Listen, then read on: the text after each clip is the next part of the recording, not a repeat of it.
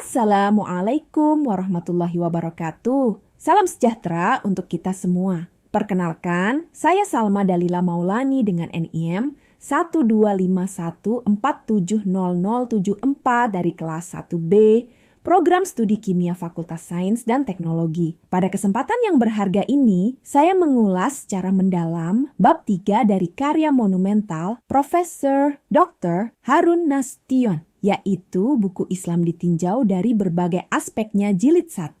Bab yang akan kita bedah berjudul Aspek Ibadat, Latihan Spiritual, dan Ajaran Moral. Bab ini merupakan inti pemahaman kita tentang bagaimana Islam tidak hanya mengatur hubungan vertikal manusia dengan Tuhan, tetapi juga membentuk kualitas spiritual dan moral seseorang. Baiklah, mari kita mulai pemaparan materi ini. Menurut pandangan Islam dan paham monoteisme, manusia tersusun dari dua unsur fundamental, jasmani, materi, fisik, dan rohani. Spiritual, jiwa. Unsur jasmani berasal dari materi dan memiliki sifat sementara. Unsur ini memiliki nafsu yang cenderung membawa pada kejahatan jika tidak dikendalikan. Unsur rohani adalah unsur spiritual yang bersifat kekal dan merupakan percikan dari Yang Maha Suci. Tujuan dari pendidikan manusia adalah mengembangkan daya-daya rohani agar manusia tidak hidup terlena oleh kesenangan materi duniawi. Kegagalan dalam pendidikan rohani akan membawa manusia pada kesulitan dan kesengsaraan di akhirat. Inilah mengapa latihan spiritual menjadi aspek vital dalam Islam.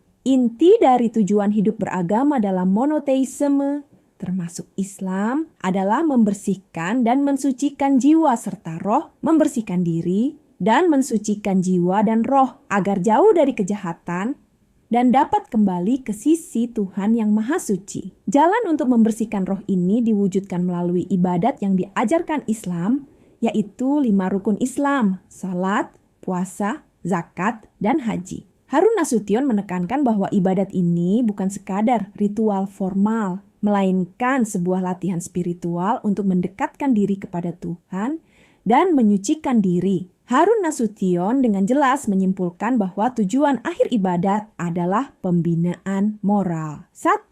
Agama monoteisme secara inheren berhubungan erat dengan pendidikan moral dan memiliki ajaran-ajaran tentang norma-norma akhlak tinggi. 2. Ibadat-ibadat di atas berfungsi sebagai sarana untuk mencapai budi pekerti luhur.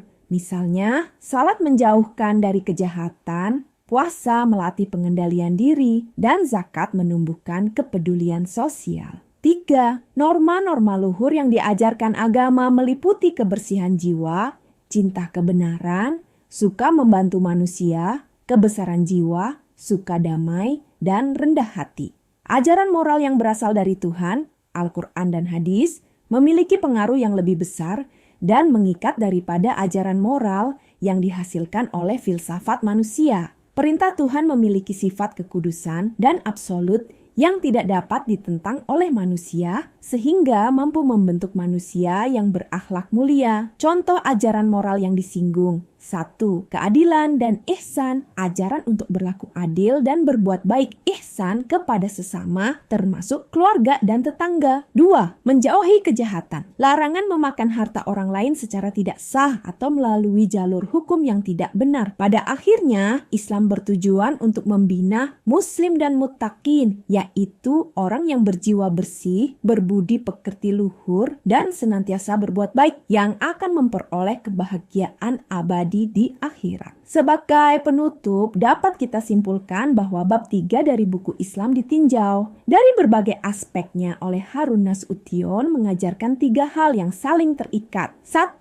Ibadat, salat, puasa, zakat, haji adalah instrumen utama dalam Islam. 2. Tujuan ibadat adalah sebagai latihan spiritual yang terus-menerus untuk menyucikan roh, tazkiyatun nafs, dan mendekatkan diri kepada Tuhan. 3. Hasil dari latihan spiritual ini adalah pembentukan ajaran moral yang tinggi dan absolut, menghasilkan individu yang berakhlak mulia, mukmin, dan mutakin, dan menciptakan masyarakat yang baik. Ajaran ritual dan spiritual tidak dapat dipisahkan dari pendidikan moral. Kebaikan hakiki terletak pada kualitas jiwa dan perbuatan baik di dunia.